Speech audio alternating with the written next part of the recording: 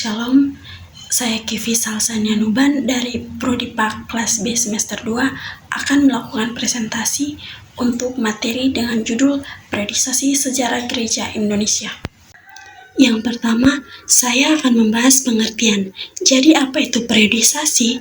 Periodisasi adalah pembabakan waktu atau salah satu proses strukturalisasi waktu dalam sejarah dengan pembagian atas beberapa babak, zaman atau periode.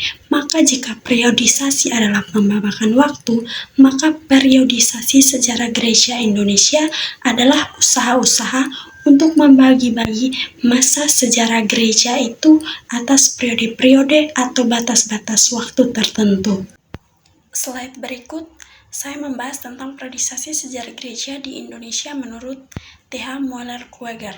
Dalam bukunya Moeller-Krueger yang berjudul Sejarah Gereja di Indonesia, Moeller-Krueger membuat periodisasi sejarah gereja-gereja di Indonesia bertolak dari segi siapa yang datang dan menyebarkan Injil. Dengan demikian, Moeller-Krueger membuat periodisasi sejarah gereja Indonesia ke dalam 3 bagian besar. Yang pertama itu adalah pada tahun 1900 Yang pertama itu tahun 1520 sampai 1605 itu adalah zaman misi Katolik Roma. Dan yang kedua adalah tahun 1605 sampai tahun 1800. Di sini yang berperan penting adalah pada zaman Zending VOC. Dan yang ketiga adalah tahun 1800 sampai tahun 1940, yaitu zaman Zending oleh lembaga-lembaga PI dari Eropa. Yang berikut ada periodisasi sejarah gereja Indonesia menurut T.H. van den Ende.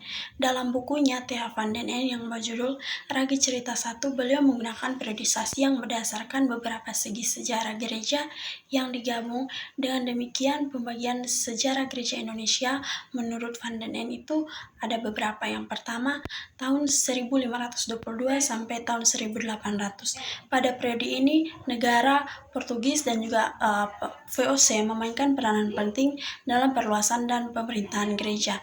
Ada juga pihak lain, yaitu PI, diselenggarakan oleh suatu lembaga gereja dan membawa serta bentuk ibadah dan ajaran yang berlaku di gereja itu. Periode tahun 1800 hingga tahun 1910 yang kemudian dibagi atas beberapa periode, yakni tahun 1800 hingga tahun 860, tahun 1860 sampai tahun 1920, dan tahun 1920 sampai tahun 1940-an. Pembagian ini didasarkan atas faktor perluasan, faktor pola pikir para Zending atau misionaris, dan faktor perantara orang-orang Indonesia dalam kehidupan gerejani, dan faktor perkembangan di bidang politik.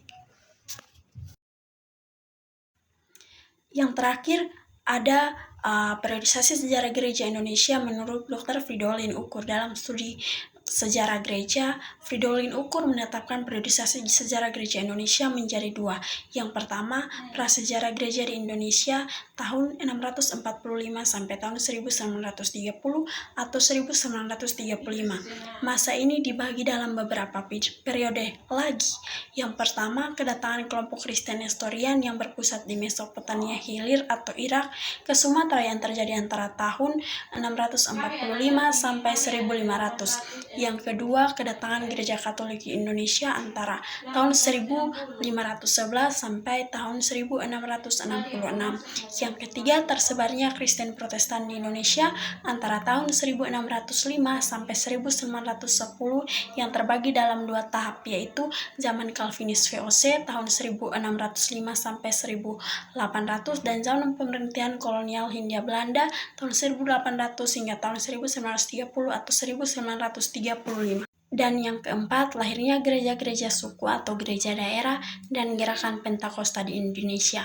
Untuk periodisasi sejarah gereja Indonesia yang periode kedua menurut ukur ini adalah sejarah gereja di Indonesia tahun 1930 hingga kini. Babak ini juga dibagi dalam beberapa periode juga. Yang pertama, gereja dan pergerakan nasionalisme itu terjadi tahun 1930 sampai tahun 1941. Yang kedua, gereja di masa kependudukan Jepang itu tahun 1942 sampai 1945.